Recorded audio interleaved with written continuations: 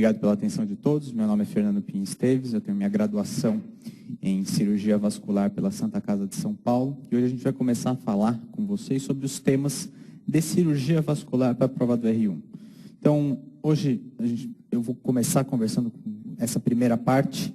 São dois temas muito importantes, que é a insuficiência arterial crônica e a insuficiência arterial aguda. Então, a gente vai começar pela insuficiência arterial crônica, que é a doença que leva a essas lesões que vocês estão vendo na tela. Então, pacientes que têm obstruções arteriais, como a gente pode ver nessa arteriografia, e que desenvolvem lesões tróficas, como a gente vê nesse pé ou neste outro pé aqui, e que a gente vai estudar por que essas lesões acontecem. Então, para começar fazendo um exercício didático aqui com vocês, vamos começar a tentar entender e tentar saber o que a gente conhece dessa matéria. Então eu vou falar uma questão, mentalmente a gente vai tentar resolver essa questão ao longo da aula, tá? Mas isso é mais para instigar vocês, despertar um pouquinho o interesse sobre o tema.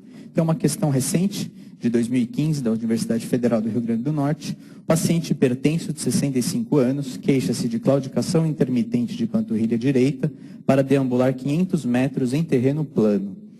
Ao exame, apresenta pulso femoral direito normal, pulso poplíteo diminuído e distais ausentes, sem lesão trófica, mas com discreta diminuição da perfusão tecidual do pé. O índice tornozelo-braço é igual a 0,5. A melhor conduta, além do controle da pressão arterial, é A. Ecodoppler arterial e revascularização. B. Arteriografia e revascularização. C. Exercícios programados de antiagregantes plaquetários. Ou D. Controle dos fatores de risco e anticoagulação oral. Então, tentem resolver essa questão mentalmente. No final da aula, a gente vai voltar. E aí vai ser legal que cada um vai tentar avaliar o seu próprio conhecimento. Se eu não sabia resolver essa questão antes da aula e ao final da aula eu consegui resolver essa questão, isso é um conhecimento adquirido. Então é mais para a gente fazer esse exercício. Vamos começar conceituando a insuficiência arterial crônica. Então, a insuficiência arterial crônica é um conjunto de sinais e sintomas secundários à diminuição do aporte sanguíneo aos tecidos, estes incidindo de forma lenta e progressiva devido à doença no sistema arterial. Que doença é essa que leva a essa diminuição de circulação, diminuição de perfusão tecidual? É a aterosclerose obliterante. A aterosclerose obliterante é uma degeneração com proliferação de tecido fibrogorduroso em todas as camadas da artéria, levando a uma redução luminal, como a gente pode ver nessa figura. Então você tem o diâmetro completo da artéria e a redução luminal ocasionada por essa placa de ateroma.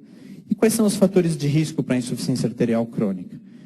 Hipertensão arterial, hipercolesterolemia, tabagismo, e esse é um grande fator de risco, ele é muito importante. Obesidade, diabetes, hipertrigliceridemia, estresse, sedentarismo e a hiperhomocisteinemia. A insuficiência arterial crônica, ela pode se apresentar em diferentes territórios. Então, de acordo com o exame físico do paciente e com os sintomas que esse paciente tem, a gente vai poder classificá-lo em diferentes territórios de acometimento. E muitas vezes esses territórios guardam relação com a faixa etária desses pacientes. Então, o paciente ele pode ter insuficiência arterial aortoilíaca. Os pacientes com insuficiência arterial aortoilíaca, eles têm ausência ou diminuição dos seus pulsos femorais. Pacientes com obstruções arteriais os aortoilíacos, geralmente a gente encontra pacientes com insuficiência arterial aortoilíaca ao redor da 4ª e 5ª década de vida. Insuficiência arterial femoropoplítea, geralmente 5ª a 6ª década de vida. Esses pacientes têm pulsos femorais normais, mas têm diminuição ou ausência de seus pulsos poplíteos e infrapatelares. E a insuficiência arterial infrapatelar, geralmente acometendo pacientes ao redor da 7ª ou 8ª década de vida, e que nesses pacientes você vai ter pulsos femorais e pulsos poplíteos normais, com diminuição ou ausência dos pulsos infrapatelares, tibial anterior ou tibial posterior. Abrindo um parênteses aqui, vale a pena falar que os pacientes diabéticos são um grupo específico da população, onde você pode encontrar insuficiência arterial infrapatelar, mesmo em idades mais precoces. Então, é comum você achar pacientes diabéticos ao redor da 4ª, 5ª, 6ª década de vida, com um predomínio de doença arterial obstrutiva periférica ou insuficiência arterial crônica do território infrapatelar. Como que esses pacientes, qual que é a queixa que esses doentes apresentam para a gente? O quadro inicial, aquele que é patognomônico dessa doença e que geralmente os doentes vão abrir a sua sintomatologia referindo para a gente, é a claudicação intermitente. O que é a claudicação intermitente? Como a gente pode conceituar essa alteração? Então, é uma dor do tipo cãibra ou aperto, que é desencadeada pelo exercício, melhora com o repouso, cuja distância para a qual ela aparece varia com a extensão e a gravidade da obstrução arterial, isto é, quanto maior a gravidade da obstrução, menor vai ser a distância que aquele paciente vai conseguir andar sem sentir dor. E que a localização dessa dor ela vai guardar relação com o território acometido. Então, pacientes com claudicação de glúteo, geralmente são pacientes com obstrução arterial crônica do território ortoilíaco. Pacientes com claudicação de coxa, geralmente do território ortoilíaco ou mais femoropoplíteo. Pacientes com claudicação de panturrilha, geralmente femoropoplíteo ou infrapatelar. Então, esse é o principal sintoma, é o sintoma que os pacientes abrem o quadro clínico nessa doença. Vamos abrir um parênteses aqui e falar de uma síndrome que ela é bem conhecida, é a síndrome de Lerich, e que isso muitas vezes pode ser questão de prova para vocês. Como que a gente pode conceituar a síndrome de Lerich? É um conjunto de sinais e sintomas secundários à insuficiência arterial crônica do território artoilíaco, bilateral com trombose da aorta distal a cavaleiro. O que eu quero dizer com isso? É um paciente que ele tem uma obstrução arterial ortoilíaca, onde as placas de obstrução, os pontos de obstrução na circulação arterial desse paciente ocorrem nas ilíacas comuns ou na bifurcação da aorta. Então você tem uma isquemia tanto dos membros inferiores quanto do território de irrigação da artéria ilíaca interna. Então, essa síndrome ela vai se caracterizar por uma tríade, que é a chamada tríade de Lerich. Como que a gente consegue? Qual é a tríade de Lerich? É caracterizada por ausência de pulsos femorais, por claudicação de musculatura glútea e, no caso dos homens, impotência coeúngine, no caso das mulheres, amenorreia secundária. Se você tiver uma paciente jovem, 45, 46 anos, que parou de menstruar e ela tem uma obstrução ortoilíaca com trombose a cavaleiro da aorta, esses pacientes muitas vezes podem voltar a menstruar numa situação de revascularização. Então, você melhora aquela circulação daquele território e o paciente volta a ter menstruação. Bom, qual que é o sintoma seguinte que os doentes com insuficiência arterial crônica vão apresentar? A dor isquêmica de repouso. Então, esse é um paciente que o membro dele, mesmo em repouso, não está conseguindo, não está recebendo uma irrigação arterial suficiente para manter suas funções básicas. Esses pacientes têm dor, mesmo sem ativar aquela musculatura, sem exigir um maior aporte sanguíneo. São pacientes que têm o hábito de repousar com os pés pendentes, porque a gravidade é um auxílio à perfusão daquele membro e melhora o quadro de dor que esse paciente tem. E representa um estágio mais avançado em relação à claudicação intermitente. Outro sintoma que pode acontecer mais à frente no quadro clínico é o aparecimento das lesões tróficas. São aqueles pacientes que a obstrução arterial dele, a falta de irrigação daquela periferia é tão extrema que você começa a ter necrose tecidual por conta dessa falta de irrigação. A gente pode ter lesões tróficas espontâneas, que consideramos mais graves, ou lesões pós-traumáticas. Então, o paciente ele pode ser um claudicador, ter uma obstrução arterial compensada, que ele não tem sintomas de dor de repouso, nunca apareceu lesão trófica, e de repente ele tem um trauma na sua extremidade, e por conta daquela condição pré-existente, aquela lesão que num indivíduo normal evoluiria com uma boa cicatrização, com a granulação e fechamento da lesão, no paciente arteriopata ela se cronifica e evolui para uma necrose. Então a gente tem esses dois tipos de lesões tróficas, as pós-traumáticas e as lesões espontâneas. Como que é o exame físico desses pacientes? O que a gente observa no doente arteriopata? A inspeção estática. Então são pacientes que têm uma hipotrofia glandular, uma hipotrofia dos seus fâneros. Então você tem rarefação de pelos, uma pele brilhante, uma palidez, cianose de extremidade, uma pronunciada atrofia muscular, a presença das lesões tróficas e nos pacientes com dor de repouso, muitas vezes um edema de extremidade por conta desse hábito que eles têm de deixar os membros pendentes para tentar alívio da dor. Na inspeção dinâmica é muito importante uma palidez extrema da extremidade à elevação e um tempo de enchimento venoso prolongado quando você retorna aquele membro à posição horizontal normal. Além disso, no exame físico, a gente tem a parte mais importante do exame físico desses doentes é a palpação de pulsos, então você vai avaliar a diminuição de pulsos de acordo com os territórios acometidos pela obstrução arterial, bem como a presença de sopros sistólicos nesses trajetos vasculares. Que pulsos que a gente vai avaliar nesses pacientes? Pulsos femorais, pulsos poplíteos, pulsos tibial anterior e tibial posterior. Que exames subsidiários a gente pode lançar a mão para avaliar os pacientes arteriopatas? Um deles é o Doppler portátil. O Doppler portátil é esse aparelho aqui que a gente está vendo nessa imagem. É um aparelho que o cirurgião vascular ele carrega com ele. É um exame que pode ser feito à beira do leito e que dá muita informação para a gente. Você, através da pesquisa da presença de fluxo no trajeto da arterial, geralmente a gente faz isso em artéria tibial anterior ou tibial posterior junto ao tornozelo, e nos permite calcular um índice que é de muita valia na condução desses pacientes e na programação terapêutica deles, que é o índice tornozelo-braquial. O que quer dizer índice tornozelo-braquial? Como se realiza esse índice? Inicialmente você, através da insuflação de um manguito de pressão, você posiciona o transdutor do seu Doppler ou na artéria tibial anterior ou tibial posterior, você insufla o manguito até a oclusão completa do vaso, até você não achar mais fluxo audível pelo Doppler. Na sequência, você começa a liberar aquela pressão e você vai aferir o valor de pressão que você conseguiu, onde você voltou a ter a perfusão por aquele vaso detectada pelo Doppler, e você vai anotar esse valor. Repete-se o procedimento no membro superior direito do paciente na artéria braquial. Então, insufla-se o manguito até a oclusão completa da artéria braquial e se libera a pressão para se avaliar a que pressão você volta a ter fluxo naquela artéria. O valor que você teve no membro inferior, seja na artéria tibial anterior ou tibial posterior, você vai dividir pelo valor que você teve na artéria braquial. Isso vai dar um índice. Esse índice que vai de 0 a 1, ele é um índice que, através da interpretação desse valor, você pode caracterizar a doença arterial desse paciente. Sabe-se que os pacientes com índice tornozelo-braço maior ou igual a 0,9 são pacientes sem isquemia.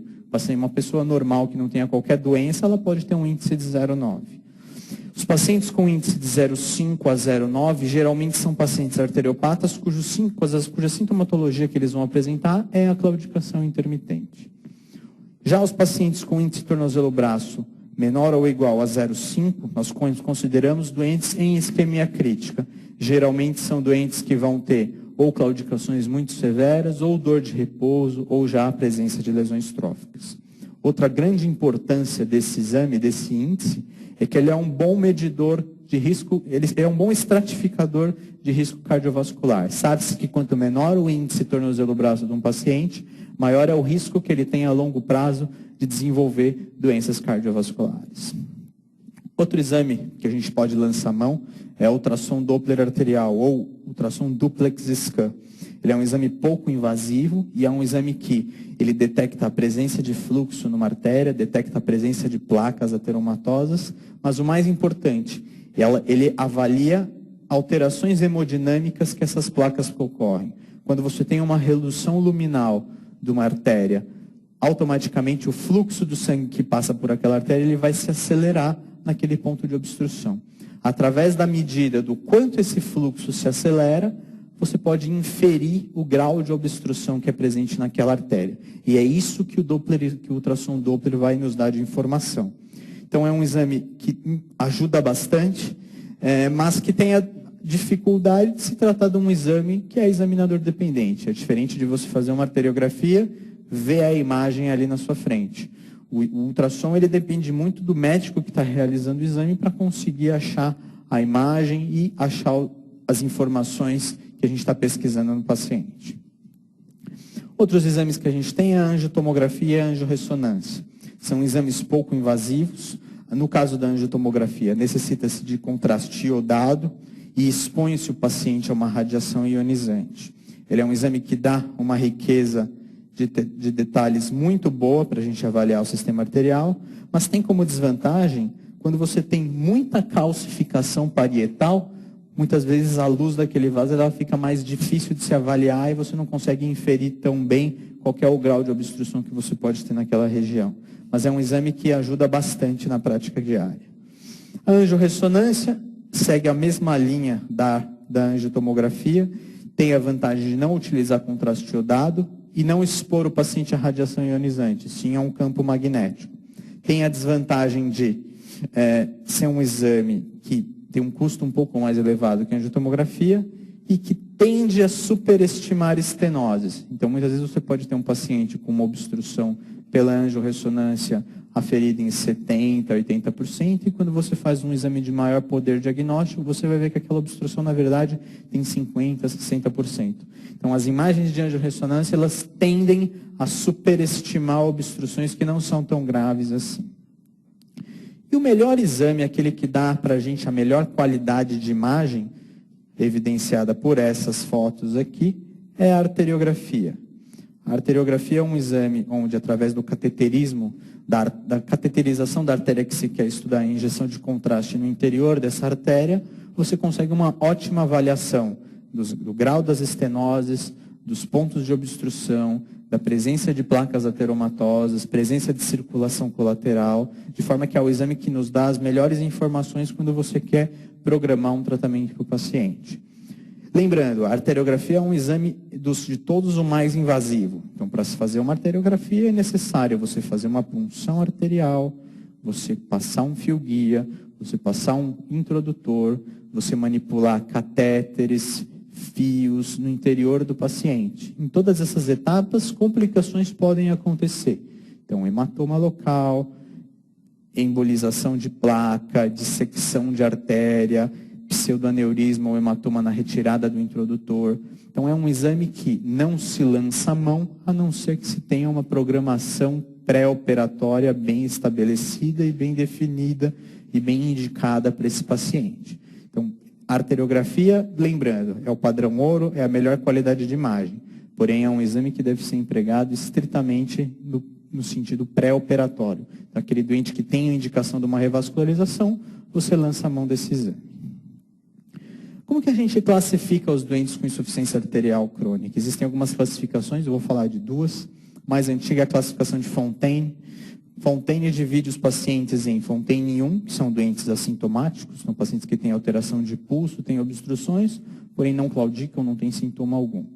Fontaine 2, que são pacientes com claudicação intermitente, sendo que essa claudicação pode ser para grandes distâncias, que é o Fontaine 2A, ou para pequenas distâncias, que é o Fontaine 2B. O Fontaine 3, que são os pacientes com dor de repouso, e o Fontaine 4, que são os pacientes com lesões tróficas, sendo o Fontaine 4A lesões restritas a pododáctilos, o Fontaine 4B lesões restritas a antepé e o Fontaine 4C lesões restritas ao retropé. A classificação de Rutherford é uma variação da classificação de Fontaine. Rutherford divide os pacientes em graus e categorias, sendo o grau 0, categoria 0, doente assintomático, o grau 1, categoria 1, doente com claudicação leve, grau 1, categoria 2, claudicação moderada, 1, categoria 3, claudicação severa. O grau 2, categoria 4, vai ser o paciente com dor isquêmica de repouso, e o grau 3 são os pacientes com presença de lesões tróficas, sendo categoria 5 necroses menores, necroses de antepé, de pododáctilos, e o grau 6, pacientes com necroses maiores, necroses a categoria 6, pacientes com necroses maiores, necroses de retropé, calcanhar, lesões mais graves. Como que a gente vai tratar os pacientes com insuficiência arterial crônica? Então, o tratamento clínico que deve ser entregado para todos os pacientes, seja claudicador, seja com dor de repouso, seja com lesão trófica, independente se eu vou operar ou não vou operar. Isso aqui eu tenho que fazer para todos os pacientes. Então, primeira coisa, controle dos fatores de risco. Então, se fuma, tem que parar de fumar. Se tem pressão, diabetes, dislipidemia, tem que tratar essas doenças e tentar estabilizar ao máximo elas. Combate ao estresse e sedentarismo também é importante. Proteção ao frio.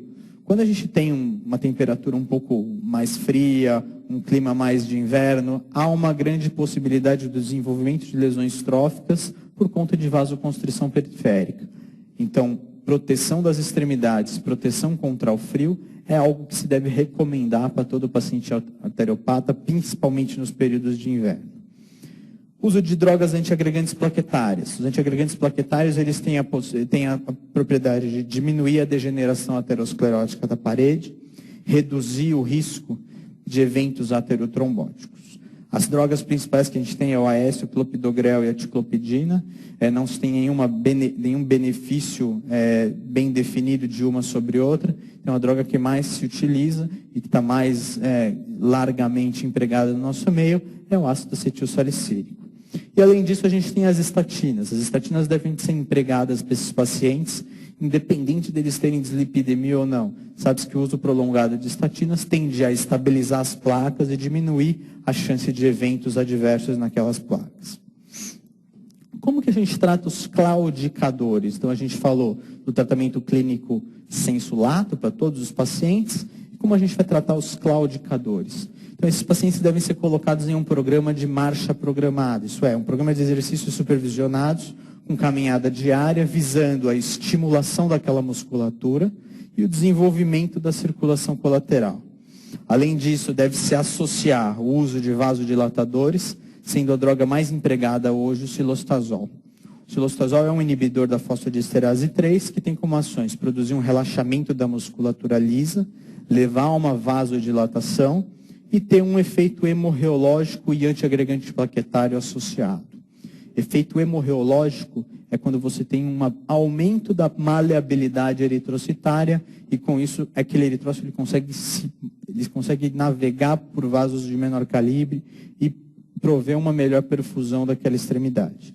Então, o emprego da marcha dos exercícios e o uso das vasodilatadores ele vai ter como objetivo aumentar o desenvolvimento da circulação colateral e melhorar as distâncias de claudicação daqueles pacientes.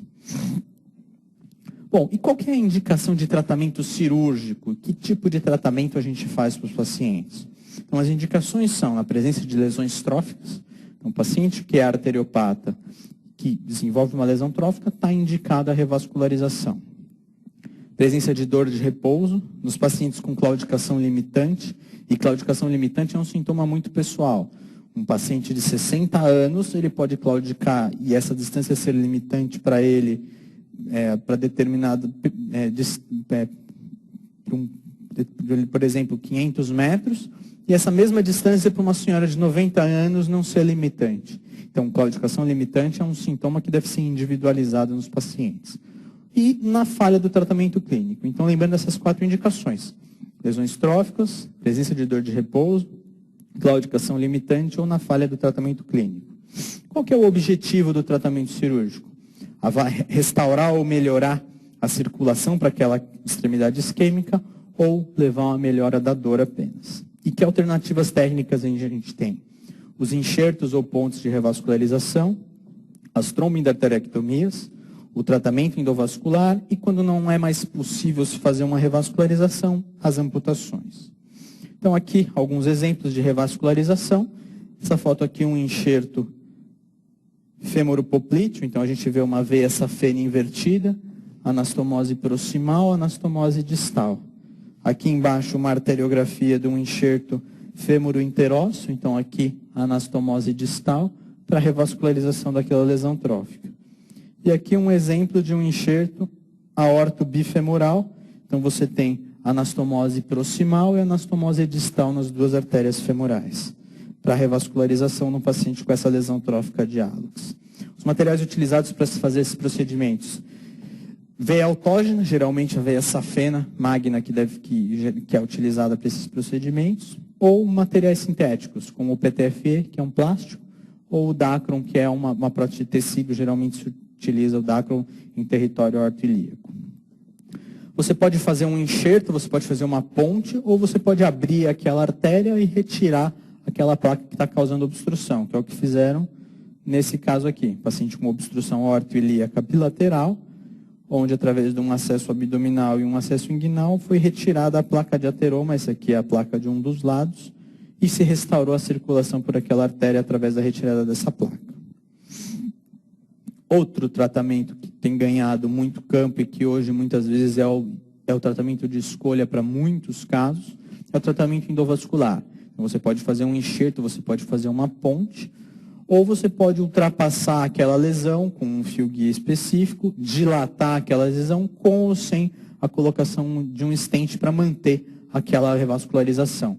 Aqui a gente tem dois exemplos, então um paciente com uma obstrução aortoilíaca, você vê uma suboclusão da ilíaca comum direita e uma estenose leve da ilíaca comum esquerda, após a dilatação com balão e o resultado final com a colocação de dois stents. Mesma coisa realizada aqui do lado, uma obstrução de artéria femoral superficial, dilatação com balão após passagem do fio guia, colocação de stent e o resultado final mostrando a revascularização da artéria.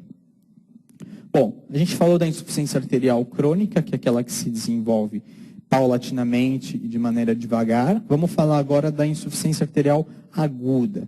Vamos falar dessas doenças aqui. Então aqui a gente tem uma obstrução abrupta da artéria ilíaca externa. E aqui uma foto interessante, um paciente com uma obstrução aguda da aorta abdominal infrarrenal e da artéria mesentérica superior. A gente pode ver os dois pontos de stop nessa área da foto. Bom, vamos começar da mesma forma. A gente vai voltar naquela primeira questão e vamos voltar nessa questão no final das duas aulas. Vamos fazer um exercício didático aqui, ver o que vocês sabem de obstrução arterial aguda, tentar mentalmente resolver essa questão que a gente trouxe aqui de 2015 do Albert Einstein.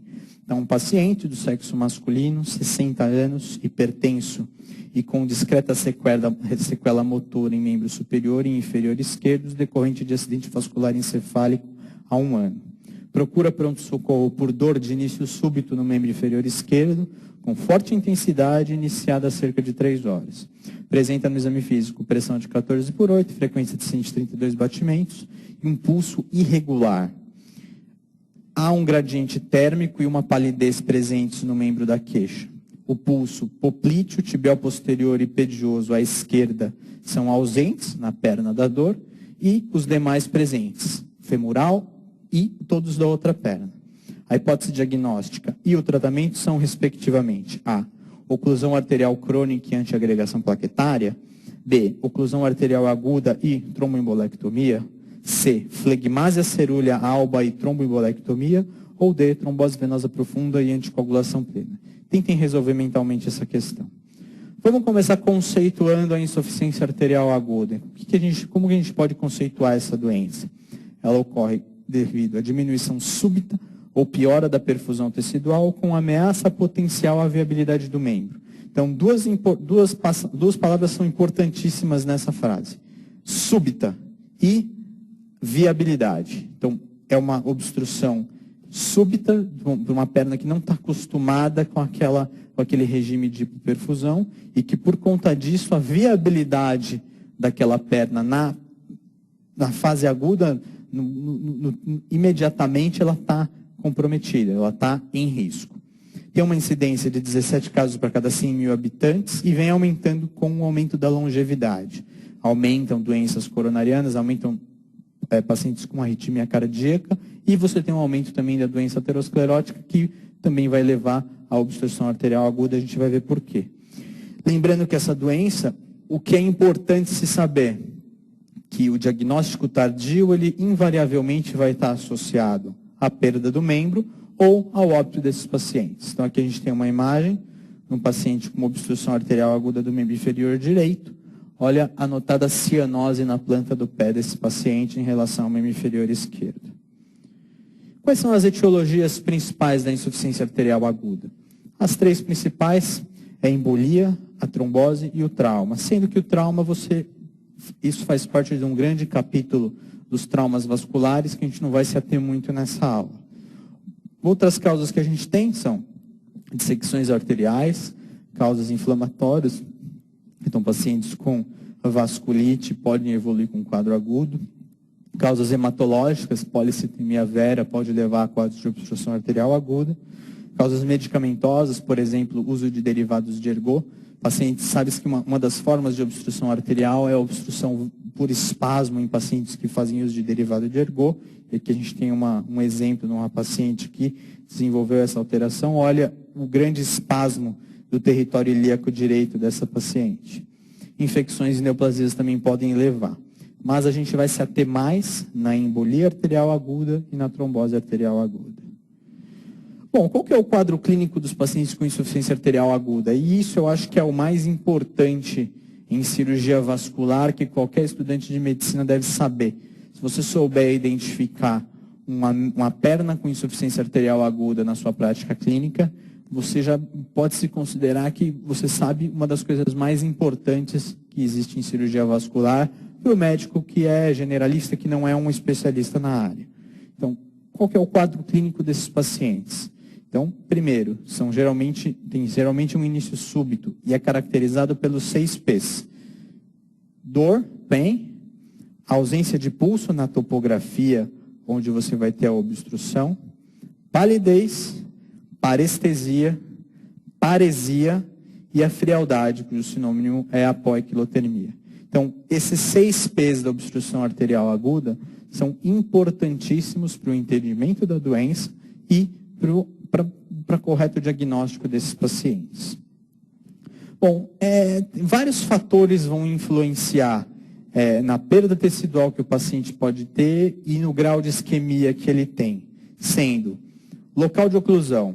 Então, é muito mais grave e tem uma repercussão clínica muito maior para o paciente se ele tiver uma obstrução arterial aguda da aorta, isto é, o tecido que vai se encontrar em isquemia é muito maior do que se ele tiver uma obstrução arterial aguda de braquial.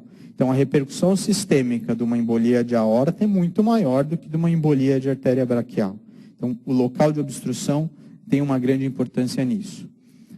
Presença de circulação colateral. Então, quanto mais desenvolvida for a circulação arterial, a colateral desse paciente, menor vai ser a sintomatologia que ele vai desenvolver numa trombose arterial ou numa embolia. Extensão da trombose secundária, sendo distal ou proximal. O que eu quero dizer com isso? Vou fazer um desenho esquemático. Então, o paciente tem uma obstrução de artéria femoral superficial. Então, de repente, ele tem uma embolia nessa região. Aí ele tem uma colateral aqui, uma colateral aqui, uma colateral aqui, uma colateral aqui. Outra colateral aqui, outra aqui, outra aqui, outra aqui. Quanto maior for a trombose secundária, proximal ou distal, maior vai ser a obstrução associada que essa rede colateral vai ter. Então, quanto maior o tempo para o diagnóstico, maior essa trombose proximal e distal secundária e maior vai ser o comprometimento da circulação colateral. Trombose venosa associada também pode levar a uma piora do grau de isquemia, mas é um pouco mais raro você ter essa associação. As condições hemodinâmicas do paciente. Então, que doente, que membro vai estar mais grave? Aquele de um paciente que chegou com um tiro na perna e uma obstrução aguda da sua artéria poplítea, ou aquele que chegou com esse mesmo tiro na perna, mas com outro tiro no tórax, chocado, com pressão 4/2. Esse paciente com essa obstrução aguda, esse quadro hemodinâmico mais grave, ele vai estar com esse membro muito mais prejudicado do que aquele paciente que só tem o trauma exclusivo da perna. Então, a condição hemodinâmica do doente na chegada é muito importante. Espasmo arterial associado. Então, você pode ter uma obstrução em uma artéria, só que por reação do próprio organismo, você formar um espasmo naquela árvore arterial proximal e distal àquela artéria. Isso é muito comum em paciente mais jovem, criança. Criança faz muito espasmo. Então, quanto maior for o espasmo, maior é a gravidade da obstrução. E lembrando que os tecidos do nosso corpo, eles têm uma resistência variável à isquemia, sendo que o tecido que tem a maior sensibilidade à isquemia, o que sofre primeiro é o tecido nervoso, depois passando por músculo, pele, gordura e por fim o tecido ósseo. É por isso que os primeiros sintomas num quadro de insuficiência arterial aguda muitas vezes são neurológicos. Então, além da dor, o paciente tem parestesia e diminuição de força muscular. Por quê? Porque o primeiro tecido que vai sofrer, notadamente, é o tecido nervoso. A gente classifica os pacientes com insuficiência arterial aguda de acordo com a gravidade dos seus sintomas na chegada, independentemente da etiologia, se a gente está tratando com uma trombose ou uma embolia. A gente sempre classifica esses doentes de acordo com a sua gravidade, por essa classificação que a gente chama de classificação de Rutherford. Então, o Rutherford ele vai dividir os pacientes de acordo com enchimento capilar, empastamento muscular, perda de sensibilidade e presença de Doppler arterial e venoso, Doppler portátil. E ele divide os pacientes em classes, sendo classe 1, membro viável, classe 2, membro em risco e classe 3, membro inviável. Vamos ver como que é cada uma dessas classes. Então, qual que é o exame físico do paciente Rutherford 1, que está com membro inviável? Isso é, ele não tem um risco de perda iminente daquele membro. O tempo de enchimento capilar é normal, geralmente. Não há empastamento muscular e não há perda de sensibilidade. O Doppler venoso é audível e o Doppler arterial ele é audível, geralmente com uma pressão de perfusão pelo esfígmo maior que 30 milímetros de mercúrio. Como que é o paciente Rutherford 2, membro em risco? Ele pode se dividir no Rutherford 2A, que é o membro marginalmente ameaçado. Esse paciente ele tem o seu membro recuperável quando tratado imediatamente. Esse tratamento não necessariamente tem que ser uma revascularização. Pode ser só uma anticoagulação, aquecimento, um tratamento clínico. Qual que é o exame físico desse paciente? Enchimento capilar normal a lento, então geralmente já tem uma alteração no tempo de enchimento capilar. Não há empastamento muscular. Pode haver perda de sensibilidade discreta. O Doppler arterial muitas vezes é inaudível e o Doppler venoso é preservado. Rutherford 2B, membro em risco imediato. Esse paciente ele tem o seu membro recuperável desde que revascularizado imediatamente. Então você tem que tratar esse paciente imediatamente e esse tratamento ele tem que ser uma revascularização. Qual que é o exame físico? Tempo de enchimento capilar lento, discreto empastamento muscular, perda de sensibilidade e Doppler arterial geralmente inaudível, com presença do Doppler venoso ainda. E o Rutherford 3, que é o membro inviável? Esse paciente ele já vai ter, independente do seu tratamento, graus variados de perda tecidual ou amputações maiores ou menores, dependendo da gravidade. Então, ele não tem enchimento capilar, o empastamento muscular ele é presente, o membro está maciço, muitas vezes em paralisia completa. Não há sensibilidade, está em total anestesia, e tanto o Doppler arterial quanto o venoso, eles são inaudíveis. Essa classificação ela vai ser muito importante para entender o tratamento, que de acordo com a gravidade a gente vai empregar diferentes tratamentos. Vamos falar um pouquinho da embolia e da trombose, vamos conceituar cada uma dessas duas etiologias. Então, o que é embolia? É a progressão de trombos, fragmentos de placas ateromatosas, células tumorais, gases ou corpos estranhos na circulação arterial que vão obstruir parcial ou totalmente a luz de uma artéria distante de sua sede de origem. Então, a palavra mais importante desse conceito aqui é distante. Então, a doença que está levando àquela obstrução arterial, ela não é da artéria, e sim de algum órgão à distância. Então, quais são os locais mais comuns de você ter essa obstrução? São em locais de bifurcação. Quando você tem uma embolização de determinada substância, de um coágulo ou de uma placa de ateroma, esse coágulo ele vai progredir até o ponto daquele vaso onde o diâmetro do vaso seja menor que o diâmetro do coágulo. E aí ele vai emparar. Geralmente essas alterações de diâmetro, essas reduções de calibre ocorrem nas bifurcações. Por isso os locais mais comuns são bifurcações. 5 vezes mais comum em membros inferiores. As artérias dos membros inferiores mais comumente acometidas são as bifurcações de artéria femoral, artéria poplítea, artérias ilíacas e depois bifurcação da aorta. Nos membros superiores, as mais acometidas são bifurcação de braquial, artéria axilar, artéria radial, ulnar e, por fim, artéria subclávia. 35% a 50% de todas as embolias ocorrem na artéria femoral. 20% ocorrem para a circulação cerebral e 10% para artérias viscerais. Quais são as principais fontes desses êmbolos? Isso é importante, isso é uma questão de prova que invariavelmente vocês vão se deparar. Cardíacas, 95%, sendo a principal as arritmias, sendo a principal arritmia a fibrilação atrial. Essa é a primeira causa disparada. Depois, lesões orovalvares, sendo a estenose mitral a segunda causa. Aí outras lesões com menor incidência. Pós-IAM, pacientes com insuficiência cardíaca congestiva, pacientes com aneurismas ventriculares, miocardiopatia dilatada, pós-cardioversão, pacientes com endocardites podem ter êmbolos sépticos, desprendimento de material protético de próteses de válvula antigas ou mixomatrial. Tudo isso pode levar à embolização. Causas arteriais. Então, aneurismas arteriais, arterites, trauma, aterosclerose, injeções intraarteriais ou injeções de corpos estranhos. Então, lembrando, os aneurismas eles são uma dilatação da parede da artéria que pode cursar com a formação de trombos murais. E quando você tem a formação desses trombos murais, eles podem se desprender e levar a quadros de embolização. E uma causa venosa é a chamada embolia paradoxal. Embolia paradoxal é aquela embolia arterial que acontece no doente que tem trombose venosa profunda.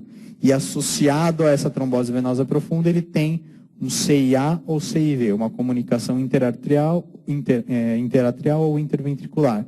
E você tem a passagem desse coágulo que se desprende das veias e que geralmente levaria a uma embolia pulmonar, mas através da troca de câmara do lado direito para o lado esquerdo, ela vai embolizar o sistema arterial. Então, uma embolia paradoxal, é a embolia arterial do paciente que tem trombose venosa profunda.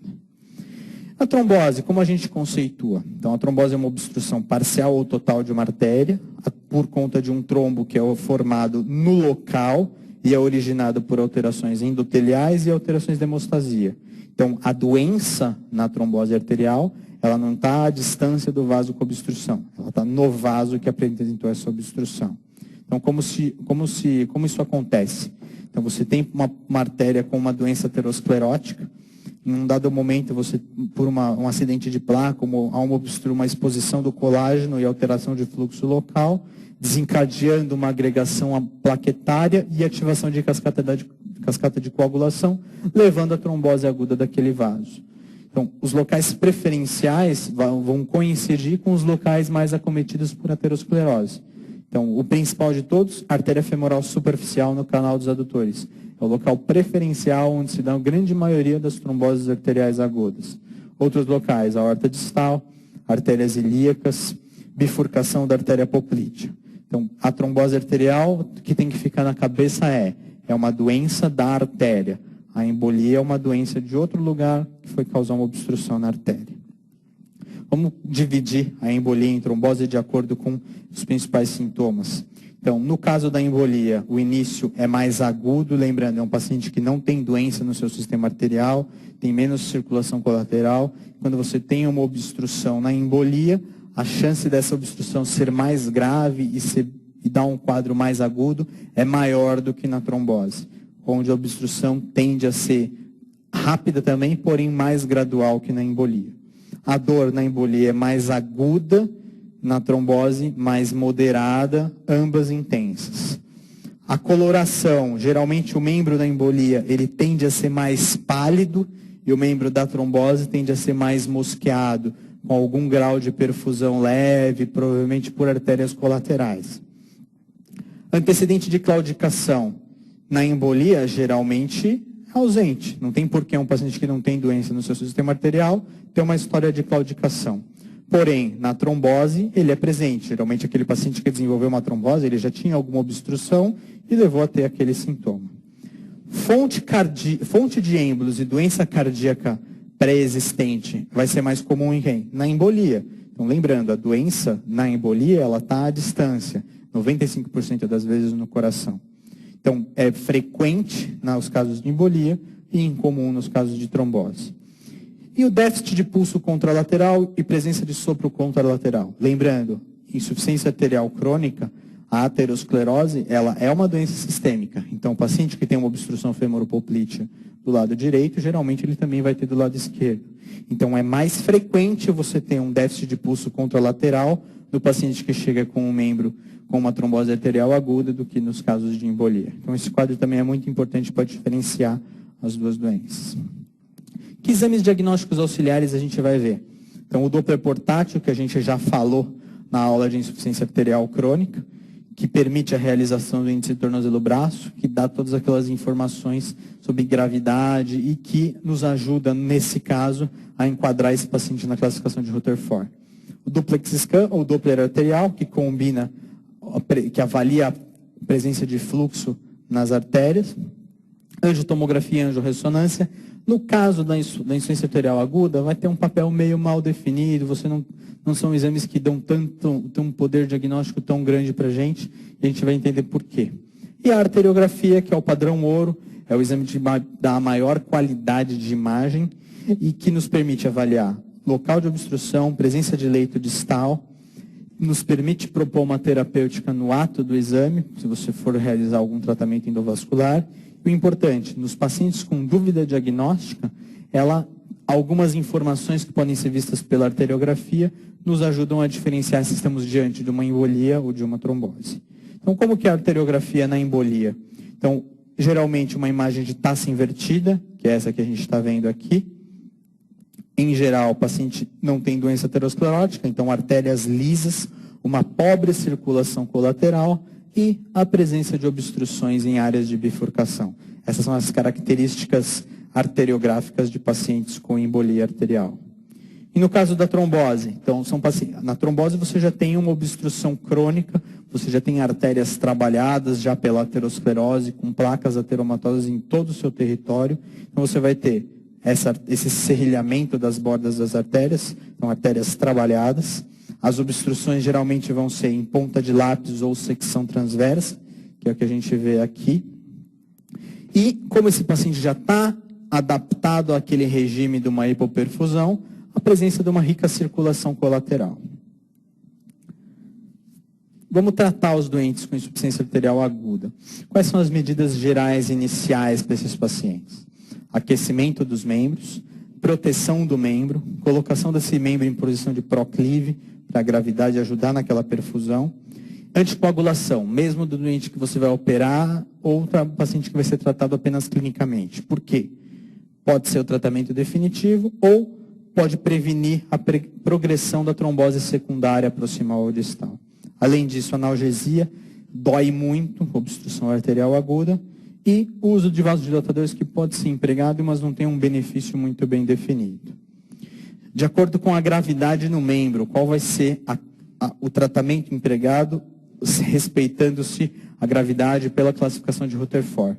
Então, pacientes com Rutherford 1, membro viável, ou Rutherford 2A, membro marginalmente ameaçado. Esses pacientes podem ser tratados com anticoagulação plena e observação. Então, você lança a mão das medidas clínicas, todas aquecimento, pressão de proclive, proteção, anticoagulação, e você vai avaliando esse paciente a cada 6, 12 horas, para você dizer se, eu vou manter o tratamento clínico ou não, vou partir para um tratamento de revascularização, de acordo com a evolução dos sintomas. Monitorar a resposta e a necessidade de tratamento cirúrgico. O que é importante aqui nos pacientes com embolia. Então, se você tem um paciente com Rutherford 1 ou Rutherford 2A, e você sabe que é uma embolia arterial aguda, seja pelo quadro clínico, seja porque você fez uma arteriografia, mesmo você podendo anticoagular esse paciente, pelo fato do tratamento da embolia ser um tratamento cirurgicamente muito pouco agressivo e rápido e que restaura aquela circulação daquela perna, você pode lançar mão de um tratamento cirúrgico num paciente que chegue no pronto-socorro com obstrução arterial aguda, Rutherford 1 ou 2A, se você tiver certeza que é uma embolia arterial aguda.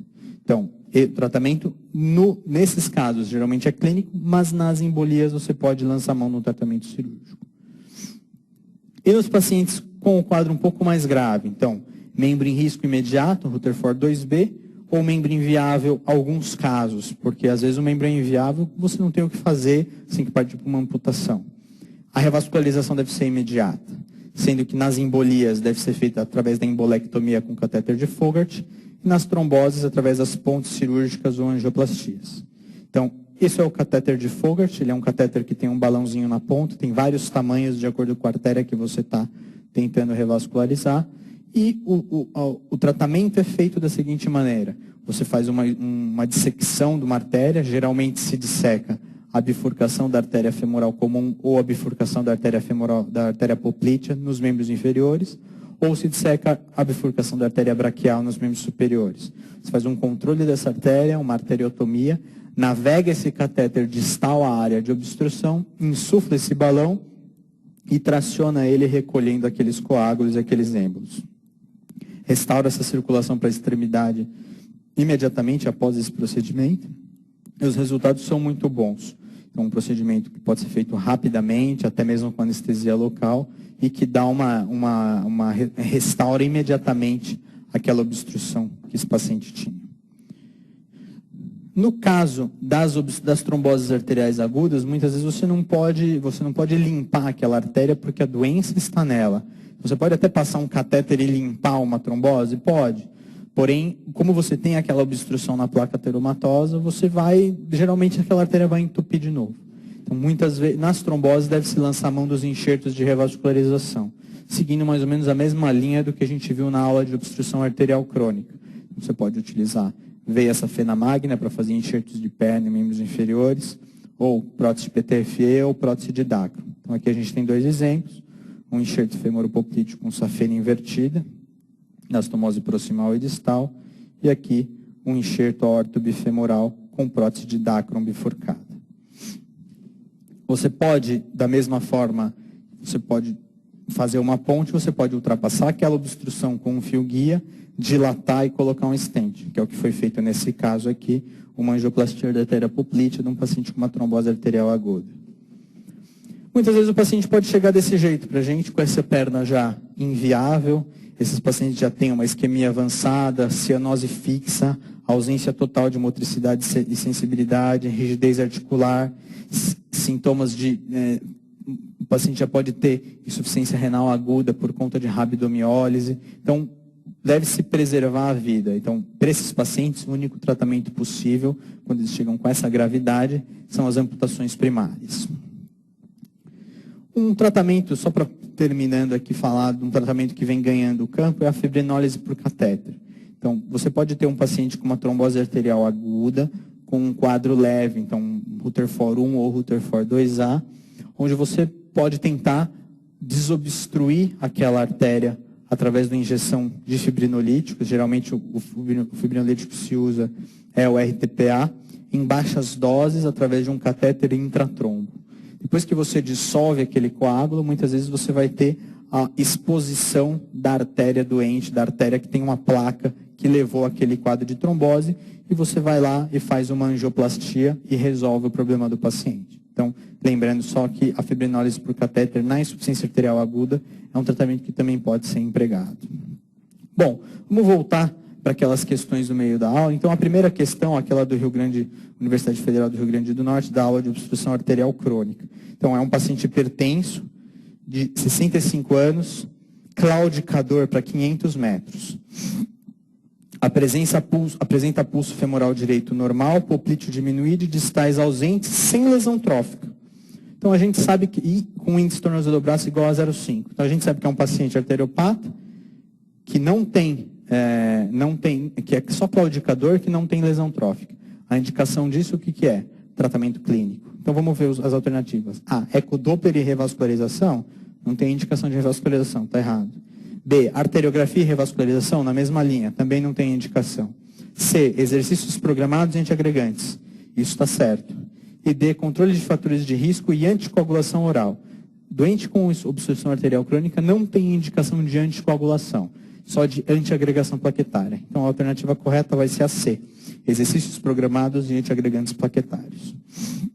Vamos para essa próxima questão de 2014 da Unicamp. Então, um homem de 64 anos, com claudicação intermitente para 50 metros e lesão trófica no hálux, seca, acometendo toda a falange distal.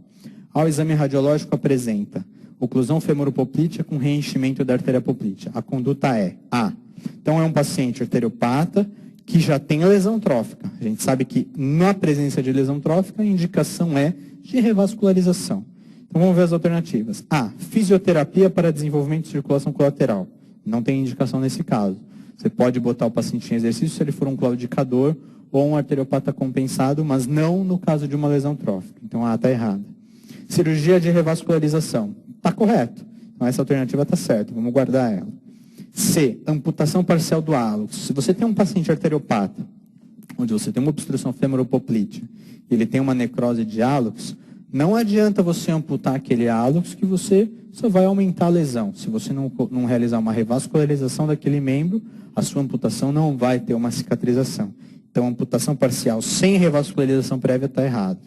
E D, tratamento clínico com cilostazol. Lembrando, o cilostazol ele é muito bem empregado para o doente claudicador, porém ele não resolve lesão trófica. Então, a alternativa correta é a B, cirurgia de revascularização. Questão de 2005 da Unicamp. Homem de 68 anos com lesão enegrecida na extremidade do segundo artelho após trauma ao cortar a unha. Ao exame físico, ausência de pulso poplíteo, hipotrofia dos fâneros e da musculatura desse membro. A melhor hipótese diagnóstica é, então, paciente arteriopata, ausência de pulsos, lesão trófica pós-traumática depois que cortou o dedo. A, gangrena por microangiopatia e neuropatia diabética. Não é uma microangiopatia. O diabético ele pode desenvolver uma microangiopatia, uma obstrução de pequenos capilares com presença de pulsos tronculares normais. Aqui não, é uma macroangiopatia, você tem ausência de pulso. E ele não está dizendo nada que é diabético, neuropatia diabética também não se encaixa bem aqui. Então, A está errado. Gangrena úmida por Clostridium perfringens. Gangrena úmida não é porque não desenvolve você não tem nenhuma descrição de infecção, é uma necrose seca pós-traumática. Então, essa aqui também não se encaixa. C, necrose seca por arteriopatia crônica por aterosclerose. Isso aqui está certo. Então, essa alternativa encaixa muito bem no caso. D, ateroembolia a partir de trombos murais de aneurisma de aorta. Então, primeiro, ateroembolia, você teria um quadro de insuficiência arterial aguda. E aqui o exercício mostra todo um paciente com uma obstrução crônica. Então, não se encaixa. Então, está errada essa D. E E, gangrena venosa por flegmase cerulhadonis. A gente vai falar um pouquinho de flegmase cerulhadonis na aula de TVP e vocês vão ver que não tem nada a ver com isso. Então, a correta é a C, necrose seca por arteriopatia crônica por aterosclerose.